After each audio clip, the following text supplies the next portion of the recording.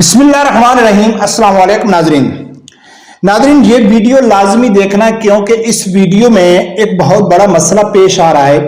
طریق لبیک کے اوپر ایک الزام لگتا ہے مخالفین کی طرف سے، اور وہ الزام اتنا یعنی کہ حقیقت کے قریب ہے کہ مخالفین تو دور کی بات، جو اپنے ہیں طریق لبیک کے لوگ ہیں وہ بھی شش و پنج میں پڑ جاتے ہیں، ان کو بھی تشویش ہو گیا کہ آخر یار وجہ کیا ہے۔ جب وہ الزام لگتا ہے تو آگے سے کوئی کسی کو مطمئن کرنے کے لیے صحیح جواب نہیں دے سکتا ہے۔ تو آج اس کے اوپر بات کرنی ہے، تو لہذا یہ ویڈیو بہت ضروری ہے کیونکہ مخالفین کا جو الزام ہے اس کا جواب ہونا چاہیے۔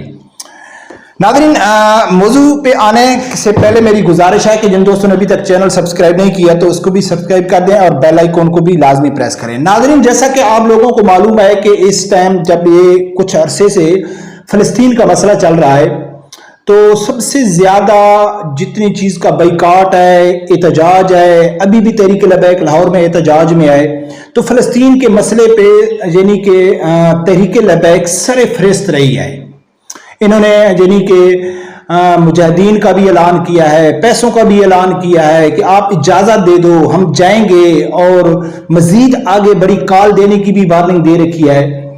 اسی طرح جماعت اسلامی بھی ڈی چوک میں احتجاج میں ہے، ان کے کچھ اس دن گاڑی اس کے اوپر چڑھائی گئی، ان کے آدمی بھی شہید ہوئے، خاص کر مشتاق احمد جو سینیٹر ہے اس کی جو کاوشیں ہیں وہ کوئی ڈھکی چھپی نہیں ہے۔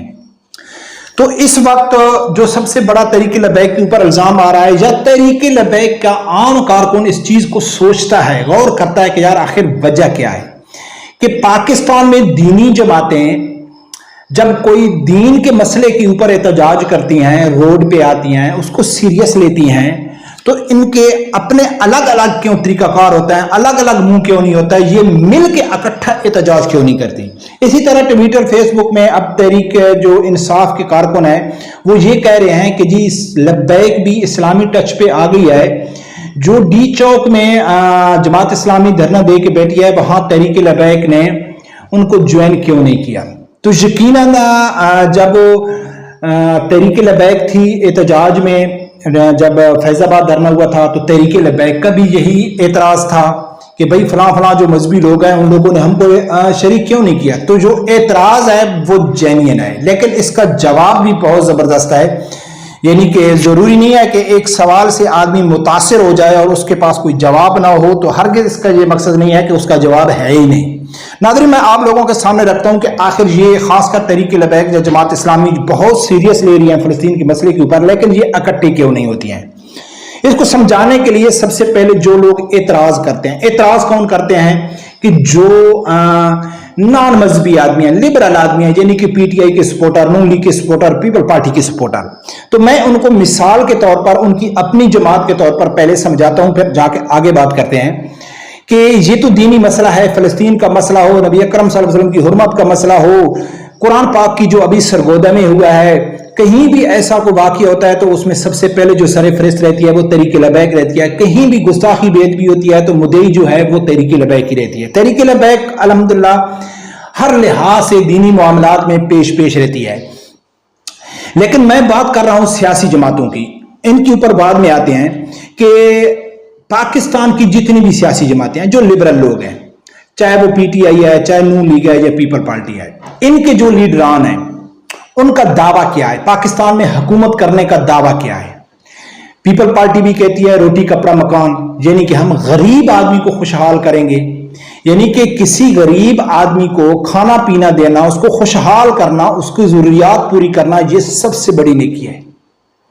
اسی طرح نواز شریف کہتا ہے کہ میں پاکستان کو خوشحال کروں گا، غریب غربت ختم ہو جائے گی، سامان سستا ہو جائے گا، کھانے پینے کی چیز سستی ہوگی۔ یہ کیا ہے؟ یہ بھی انسانوں کی خدمت ہے، یہ بھی نیکی کا کام ہے۔ عمران خان بھی کہتا ہے کہ میں بھی ریاست مدینہ کے اصولوں پہ پاکستان کو بنوں گا، پاکستان کو نیا انقلاب لے کے آؤں گا، کرپٹ لوگوں کو پکڑوں گا، کرپٹ کو پکڑوں گا، غریب خوشحال ہوگا۔ تو یہ کیا ہے؟ یہ بھی دینی معاملہ ہے۔ جب تینوں کا مقصد ایک ہے تو یہ تینوں اکٹھے مل کے کام کیوں نہیں کرتے؟ کیوں نہیں ایک ہو جاتے کہ چلو یار ہم تینوں اکٹھے ہو جاتے ہیں، چلو مل کے کام کرتے ہیں؟ ان میں دو وجہ ہے، لیکن جو مذہبی جماعتیں ہیں نا اس میں ایک وجہ ہے۔ ان میں ان کی دو وجہ ہیں۔ ایک تو وجہ یہ ہے کہ یہ حکومت میں آتے ہیں تو ان کو اپنا ذاتی الگ پروٹوکول چاہیے ہوتا ہے، کوئی مداخلت نہیں ہوتی، پارٹی کا چیئرمین ہوتا ہے وہی فیصلے کرتا ہے، نیچے کسی کی جرات نہیں ہوتی کوئی آبجیکشن کرے، کوئی اعتراض کرے۔ یہ حکومت میں رہ کے پیسے بناتے ہیں، انجوائے کرتے ہیں، اپنا پروٹوکول یہ بناتے ہیں۔ ایک وجہ تو یہ ہے۔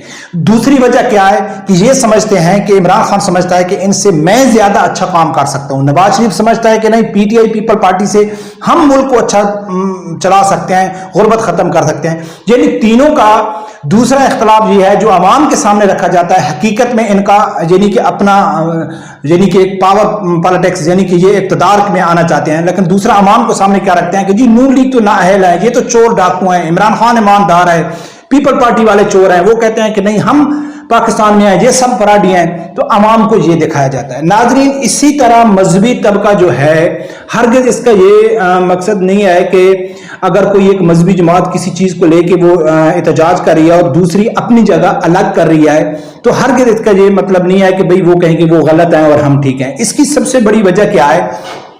ہر آدمی کا الگ طریقہ کار ہوتا ہے۔ اس میں تحریک لبیک یہ سمجھتی ہے کہ بھئی جس طریقے سے جماعت اسلامی یا دوسری جماعتیں احتجاج کرتی ہیں ہم کو ان کے احتجاج سے اختلاف تو نہیں ہے، لیکن ہم مطمئن نہیں ہیں کہ جس طریقے سے وہ احتجاج کر رہے ہیں تو اسی طریقے سے ہم کو کوئی کامیابی ملے۔ اسی طرح جماعت اسلامی والے سوچتے ہیں، اسی طرح دوسری مذہبی جماعتیں سوچتی ہیں کہ نہیں جی جو تحریک لبیک کا طریقہ کار ہے نا وہ غلط ہے، وہ اس طریقے پہ ہم نہیں چلنا چاہتے۔ لیکن عوام کو کیا سوچنا چاہیے، عوام کو کیا کرنا چاہیے؟ یہ فیصلہ کس نے کرنا ہوتا ہے؟ فیصلہ کرنا ہوتا ہے عوام نے۔ جس طرح ہر سیاسی لیڈر اپنا دعویٰ کرتا ہے لیکن فیصلہ عوام کرتی ہے کہ کس لیڈر کے دور حکومت میں غریب عوام کو ریلیف ملا ہے۔ سب سے بہترین کیوں کہ ووٹ کا حق تو ان کو دیا گیا ہے نا کہ آپ یہ کچھ بھی لیڈر بولتے رہیں لیکن آپ کو جو اچھا لگتا ہے جس کے دور میں اچھا یعنی کہ ریلیف ملا ہے آپ اس کو ووٹ دیں۔ اسی طرح مذہبی جماعت کے جو فالوور ہیں، مذہبی جماعت کو جو چاہنے والے ہیں، فیصلہ ان لوگوں نے کرنا ہے کہ جماعت اسلامی ہے چونکہ وہ مذہبی جماعت، مولا فضل الرحمان بھی مذہبی ہے، تحریک لبیک بھی مذہبی ہے، تو پاکستان میں جتنے بھی ایشو ہوئے ہیں دینی معاملات کو لے کے ان میں سب سے زیادہ پاورفل، با اثر، با مقصد یعنی کہ سود مند احتجاج کس کا ہوا ہے، یا جتنے بھی دینی معاملات ہوئے پاکستان میں ان میں سب سے زیادہ خطرناک، سب سے زیادہ بڑا جرم کس دور حکومت میں ہوا ہے اور کس مذہبی جماعت نے یعنی کہ ٹاپ آ کے اس نے احتجاج کیا یا قربانیاں دی۔ تو یہ کارکنوں کو مثال کے طور پر میں بتاتا ہوں کہ مشتاق احمد کو مائنس کر لو، مشتاق احمد کو ذاتی طور پر میں سمجھتا ہوں سینیٹر کو کہ وہ بہت اچھے آدمی ہیں، وہ انڈیویجول ہر ٹائم دینی معاملات میں آواز اٹھاتے رہتے ہیں، خاص کر مسئلہ فلسطین یا کشمیر کا مسئلہ وہ آواز اٹھاتے رہتے ہیں، لیکن وہ ایک مذہبی جماعت سے جڑا ہوا ہے۔ کس مذہبی جماعت سے جڑا ہوا ہے؟ جماعت اسلامی سے۔ بہت پرانی جماعت ہے یہ، تقریباً ہر دور میں کسی نہ کسی لبرل جماعت کے ساتھ یہ حکومت میں رہی۔ جب یہ کسی لبرل جماعت کے ساتھ حکومت میں رہتی ہے تو پھر جو مذہبی مین ایشو ہوتا ہے اس کے اوپر کمپرومائز کرنا پڑتا ہے۔ فار ایگزامپل کہ جب ختم نبوت کے قانون میں ترمیم ہو رہی تھی تو اس سے بڑا مسئلہ میرا خیال ہے کوئی مذہبی پاکستان میں نہیں ہو سکتا ہے، لیکن وہاں جماعت اسلامی نے کوئی ساتھ نہیں دیا تھا، تحریک لبیک کا کوئی سیاست نہیں ہو رہی تھی۔ یعنی کہ اب تو فلسطین کا مسئلہ ہے نا تو اس میں تو شاید کوئی گنجائش باقی نکل سکتی ہے، لیکن ختم نبوت کے قانون، ناموس رسالت کے اوپر تو کوئی گنجائش باقی نہیں ہے۔ تو اس ٹائم تحریک لبیک تنہا تھی اور انہوں نے 10-12 کارکنوں کو شہید کروایا، اس کے بعد جا کے انہوں نے اس قانون کو واپس کرایا، اس کے آگے ان رکاوٹ بنے کہ جس کے لیے لاکھوں مسلمانوں نے کی۔ تو وہاں مولانا فضل الرحمان کے بیان دیکھ لو، سراج الحق صاحب کے بیان دیکھ لو، سب کے دیکھ لو، اور جس طرح مولانا طاہر اشرفی کہتا ہے کہ ہم سب مصلحت کا شکار تھے، ایک ویل چیئر پہ بابا اٹھا اور اس نے ثابت کر دیا ہے کہ کسی کی جرات ہی نہیں ہے کہ آپ ایسی حرکت کریں۔ اس کے علاوہ جو ممتاز حسین قادری شہید ہے تو پیش یہی ریل، حالانکہ اس ٹائم تحریک لبیک نہیں تھی لیکن یہی طبقہ تھا، ٹھیک ہے نا، وہ پیش تھی، سب سے زیادہ قربانیاں دی، وہاں سے تحریک نے کی بنیاد رکھی گئی۔ اس کے بعد آسیہ ملونہ کا واقعہ ہوا کہ آسیہ ملونہ تحریک لبیک کے وجود سے 10 سال پہلے کا کیس ہے، ایسا نہیں ہے کہ وہاں سیاست وہ کری ہے۔ تو اس ٹائم سب سے زیادہ سر فہرست احتجاج اور قربانیاں دینے والے کون ہیں؟ وہ تحریک لبیک ہے۔ یا فرانسیسی سفیر کے وقت دیکھ لو، ان سب لوگوں نے تحریک لبیک کے لوگوں نے جیل کاٹی ہے، لیکن جماعت اسلامی کے آدمی نے مجھے کم از کم علم نہیں ہے کہ کسی دینی معاملات میں انہوں نے جیل کاٹی ہو۔ میں ان کی نیت کے اوپر شک نہیں کر رہا ہوں، وہ صحیح ہوں گے، لیکن تحریک لبیک والے یہ سمجھتے ہیں، جو مخالفین ان کے اوپر الزام لگاتے ہیں تو آپ ان کو یہی جواب دے سکتے ہو کہ بھائی تحریک لبیک والے ہم یہ سمجھتے ہیں کہ وہ काम कर रहे हैं, उनका अपना तरीका है, लेकिन वो कहीं ना कहीं जाके कंप्रोमाइज कर लेते हैं, लेकिन तहरीक लबैक कहीं भी कंप्रोमाइज नहीं करती। और हम ये समझते हैं कि तहरीक लबैक जेन्युइन तरीके से, इनका तरीकाकार भी सही है और इनका एहतजाज या इनके मुतालबात जायज़ हैं और इनका बाअसर रहते हैं। और पाकिस्तान में सबसे ज्यादा ये हकीकत है कि दीनी मामलात में जो वो खौफ हो तो वो तहरीक लबैक के ऊपर अभी है। अभी जो सरगोदा में वाक़ई हुआ है, जहां भी ऐसा वाक़या होता है, हालांकि तहरीक लबैक जाके अपना किरदार अदा करती है, कोई एहतजाज ना हो या कोई जानी नुकसान ना हो या इसको कानूनी तरीके से देखा जाए, लेकिन फिर भी इल्जाम किसके ऊपर लगता है? तहरीक लबैक के ऊपर लगता है। कहीं भी पाकिस्तान में कोई मजहबी इशू होता है तो जो मुखालिफिन है वो पुकारते तहरीक लबैक को हैं कि कहाँ हैं तहरीक लबैक वाले, वहां कुरान पाक की बेहुरमती हो गई, वहां गुस्ताखी हो गई, फलां आदमी ने ये कर दिया, तो कहाँ हैं तहरीक लबैक वाले। यानी कि पाकिस्तान में कहीं भी दीनी मामलात कोई होते हैं, ऐसा होता है तो पुकारा किसको जाता है? तहरीक लबैक को, ना कि जमात इस्लामी को पुकारा जाता है, ना मौलाना फजल रहमान को पुकारा जाता है। तो पाकिस्तान की आवाम भी कहीं ना कहीं ये सोचती है कि पाकिस्तान में अगर दीनी मामलात के ऊपर सही मैनों में अगर कोई मुखलिस या सीरियस तरीके से जो कोई आवाज उठाने वाली जमात है तो वो है तहरीक लबैक।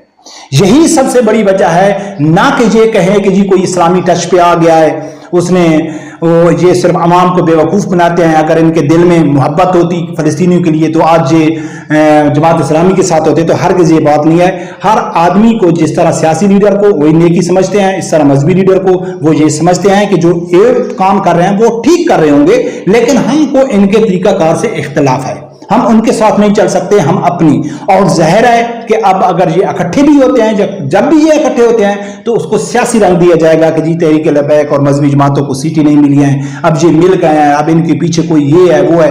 बरकत नाज़रीन ये इल्ज़ाम लगाता है, लेकिन ये बेबुनियाद इल्ज़ाम है। तहरीक लबैक के अपने कारकुन आज से कुछ अर्सा पहले कहीं मैं भी यही सोचता था कि यार ये सब इकट्ठे मिलकर क्यों काम नहीं करते। कोई मजहबी जमात अगर इकट्ठा मिलकर कोई काम नहीं कर रही है तो हरगिज़ इसका ये मतलब नहीं है कि वो सियासत कर रहे हैं या वो इस्लामी टच दे रहे हैं या उनका दीन से कोई ताल्लुक नहीं है, हरगिज़ ये नहीं है। हाँ, वो इनका एक दूसरे से इख्तिलाफ तरीक़ेकार पे हो सकता है। रब परवरदिगार से यही दुआ है, अल्लाह ताला मेरे समझदार आदमी को हक साथ सुनने की और उसके साथ खड़े होने की तौफीक अता फरमाए। अल्लाह।